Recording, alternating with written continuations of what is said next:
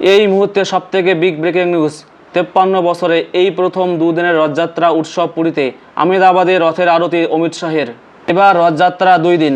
পুরীতে বিকেল 4টায় গুন্ডিচা মন্দিরের উদ্দেশ্যে রওনা হবে জগন্নাথ দেহ, বলরাম এবং সুভদ্রার রথ। 53 বছরে এই প্রথম দুদিনের রথযাত্রা উৎসব দেখবেন নীলাচলবাসী। পুরীর রথযাত্রা দেখতে উপস্থিত থাকবেন রাষ্ট্রপতি দ্রৌপদী মুর্মু। সকাল থেকেই শুরু হয়ে গিয়েছে পুরীতে রথযাত্রার প্রস্তুতি। লক্ষ ভক্তের সমাগম হয়েছে নীলাচলে। রাষ্ট্রপতি দ্রৌপদী মুর্মু আসবেন বলে নিরাপত্তা জোরদার করা হয়েছে। অন্যান্যবার একদিনেই শেষ হয়ে যায় রথযাত্রা উৎসব, কিন্তু এবার 2 দিন হবে সেই উৎসব। সে কারণে নিরাপত্তার বিশেষ আয়োজন করা হয়েছে। এর আগে 1971 সালে হয়েছিল 2 দিনের রথ। পুজো অর্চনা এবং নিয়ম মেনে বিকেল 4টার সময় রথের রশিতে টান পড়বে। এবার পুরীর মন্দিরের সিংহ দরজার সামনে 3টি রথ দাঁড় করানো হয়েছে প্রতিবারের মতোই। রথের যাবতীয় অনুষ্ঠান শেষে সোনার ঝাঁটা দিয়ে রথের পথ পরিষ্কার করবেন পুরীর রাজা।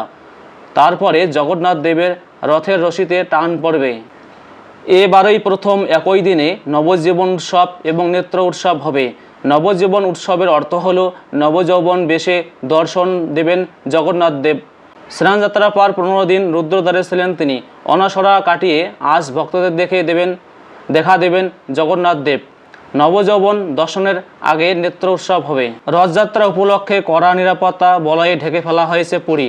180টি কোম্পানির পুলিশ মোতায়েন করা হয়েছে। রাজ্য এবং কেন্দ্র উভয় পুলিশ বাহিনী মোতায়েন করা হয়েছে। এআই নির্ভর সিসিটিভি নজরদারি চালাচ্ছে। রাষ্ট্রপতি দ্রৌপদী মুর্মু আসার কথা, সে কারণে আলাদা করে ভিআইপি জোন তৈরি করা হয়েছে। সেখান দিয়ে মন্ত্রী এবং ভিআইপিরা দর্শন করতে পারবেন। 14 থেকে 15 লক্ষ পুণ্যার্থী সমাগম হয়েছে। এবার ভিড় সামাল দিতে দমকল বাহিনীও মোতায়েন করা হয়েছে। 46টি দমকলের ইঞ্জিন মজুত রাখা হয়েছে। অন্যদিকে আহমেদাবাদও রথযাত্রা শুরু হয়ে গিয়েছে। সেখানে সকালেই পৌঁছে গিয়েছিলেন কেন্দ্রীয় স্বরাষ্ট্রমন্ত্রী অমিত শাহ। তিনি রথের আরতি করেন। গুজরাটের মুখ্যমন্ত্রী রথের পথ ঝাড় দিয়ে পরিষ্কার করেন। তারপর সেই পথ দিয়ে যাত্রা করবে জগন্নাথ দেবের রথ।